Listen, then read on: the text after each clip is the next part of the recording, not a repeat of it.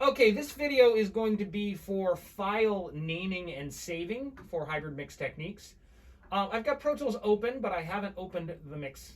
I'm going to open the first mix, which is under Studio C Drive, and then it's under hybrid mix techniques and hybrid mix techniques assignments. And let's open up mix number 1 for this demo, and so here it goes. And it's loading up. Now, you are not to start working on this. If you start working on this right away and you start editing and mixing and save it, this is the same file that every other student has access to, and that's not how it works. You need to make a copy in your own folder on this desktop to work, on this computer to work from. So don't use save as. If you use save as and you start working on a file, it will look back to all these audio and video files and can be connected to this original file. And you don't want that for a variety of reasons that we will discuss in class, but you want to have your own consolidated file with everything in it. So that's what save session copy is, save copy in. And this window pops up, and you can ignore most of it, but you cannot ignore audio files. And for the post assignments, the assignments that have a video, and you can see the video right there, you must click video and audio, video/movie files. So these two must be clicked. There are other situations where you don't click these, maybe even in my classes, but for this class, we want to have everything together in your folder. It's very important that you understand how to keep all your audio and video files with your Pro Tools session. So you hit OK. And where are we going to store this, and what are we going to name it? Well, let's talk name first. NESCOM Audio Department has a particular way it wants the files named. You're going to start with the file name. You're going to start with the assignment name. It's going to be post mix 1 in this situation. I do a dot. I think an underscore is what the official requirement is. Underscore, then your last name. So I'm Ferguson, and your first name, Eric. Other teachers may require a date afterwards. I do not do that. I think this is enough right here. Now, where are you going to save this post mix 1 underscore Ferguson Eric?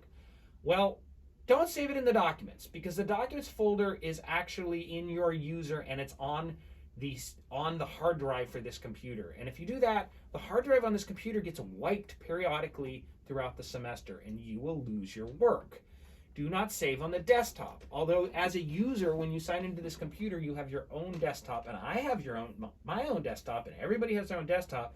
One, your teacher can't see those files, so I can't grade them. And two, the desktop and your user will get deleted multiple times throughout the semester by the IT robot. You will lose all your work. So you need to save your stuff on the Studio C drive. This is an external hard drive. Hannah, if you don't mind spinning the camera over. The hard drive is currently right here. And I used to be behind so no one would mess with it, but I put it here because it has a soft power button. If the power were to go out, or if someone were to turn the rack off, you might need to turn this thing on by pressing the button. When you see this later, it won't have these cables dangling here, but you may have to press that button, okay? So let's go back. And we're saving on the Studio C drive, and go into your students folder and go into the appropriate semester, and you see there's no semester here yet created for fall 2020, and spring 2020 is long gone. So I'm going to create one. You won't probably have to do this. It'll probably be done for you already. Fall 2020. And then in here, we would probably have another folder for the class. So let's say Eric's class. And sometimes there's an ed class. And in there, you need to create your own folder. So please make your own folder. Do me a favor and don't give it a crazy cryptic name. I really hate having to try to figure out who people are when I'm grading. It slows me down. So just use your name, first name, last name, please, please, please. And now you have your own private folder, and now you can save the post mix in there. And since this is very important, all your assignments need to be in their own assignment folder, but since we clicked all audio and video files earlier, it's going to make a folder around this for us. So there's not going to be any issue. It's going to make a folder, but you definitely need a folder around your assignment. Don't want multiple assignments all mixed up. So hit save.